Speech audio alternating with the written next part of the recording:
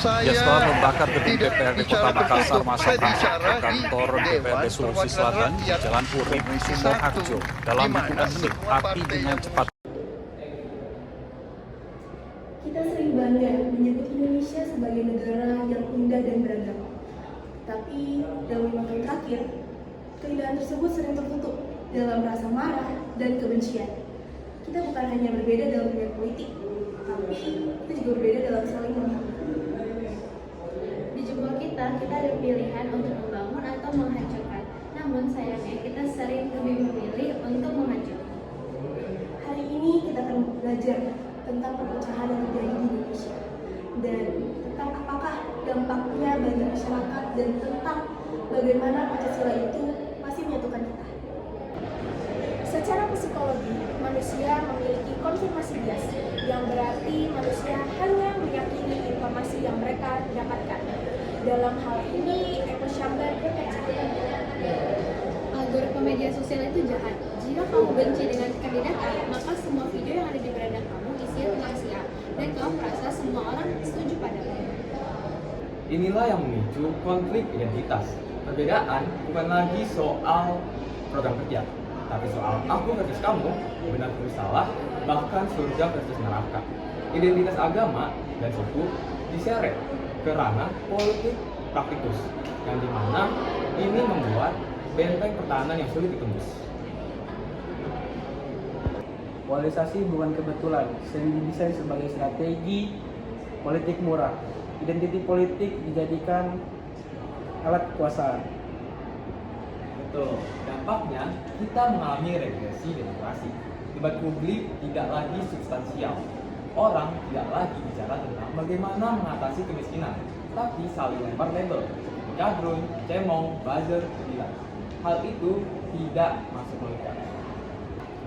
Dan yang paling menyedihkan, dampaknya bisa sampai ke meja makan. Saya melihat banyak sekali keluarga yang tidak mau berbicara hanya karena berbeda pilihan di TPS. Nilai kekeluargaan kita bisa luntur hanya karena kepentingan 5 tahunan.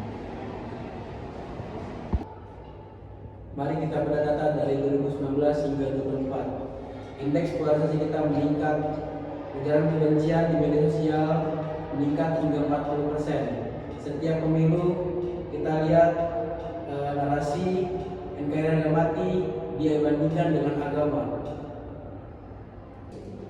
Ingat kasus di tahun-tahun terakhir, bagaimana sebuah cuplikan video memicu demo berjilid-jilid, atau bagaimana seorang keluarga jenazah ditolak untuk disolatkan hanya karena pilihan politiknya. Nah, itu adalah puncak gunung es dari polarisasi kita. Kasus penerapan digital sangat marak dalam polarisasi, di mana orang-orang yang berpikir kritis dan bersikap netral justru malah diserang dan dijauhi. Hal dalam kasus ini ditekankan bahwa tidak ada tempat bagi orang yang berpikir secara rasional. Di daerah, gesekan antar warga seringkali berakhir di kepolisian hanya karena spanduk yang dicopot atau postingan Facebook yang dianggap menghina tokoh pejabat. Lalu di mana Pancasila? Pancasila bukan hanya sekedar teks untuk dihafal saat upacara. Sila pertama yaitu ketuhanan seharusnya mengajarkan kita untuk saling mengasihi, bukan malah saling mengutuk atas nama Tuhan. Sila kedua, kemanusiaan yang adil dan beradab. Polarisasi telah mencabut kemanusiaan kita. Kita kehilangan empati terhadap lawan politik kita yang terkena musibah. Bagaimana dengan persatuan Indonesia? Persatuan bukan berarti keseragaman. Persatuan Indonesia seperti simfoni yang memiliki banyak alat musik pada nada yang berbeda, tetapi lagunya tetap satu. Pancasila adalah titik temu atau kalimat musyawarah. Ia adalah payung yang menaungi semua warna, bukan yang malah mengecat semua warna menjadi satu.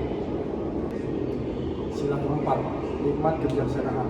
Artinya, sebelum kita melakukan sesuatu atau memposting sesuatu, alangkah baiknya kita gunakan kebijaksanaan kita untuk menilai apakah perbuatan yang akan kita lakukan bernilai benar atau apakah akan memecah belah bangsa.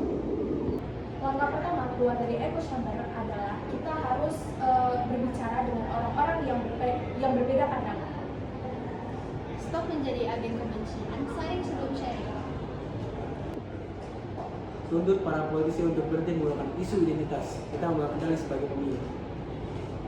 Pancasila adalah warisan jenis para pendiri bangsa, agar kita tidak hancur saat berselisih. Dalam demokrasi memang ada kompetisi, tetapi kita sebagai bangsa harus kolaborasi.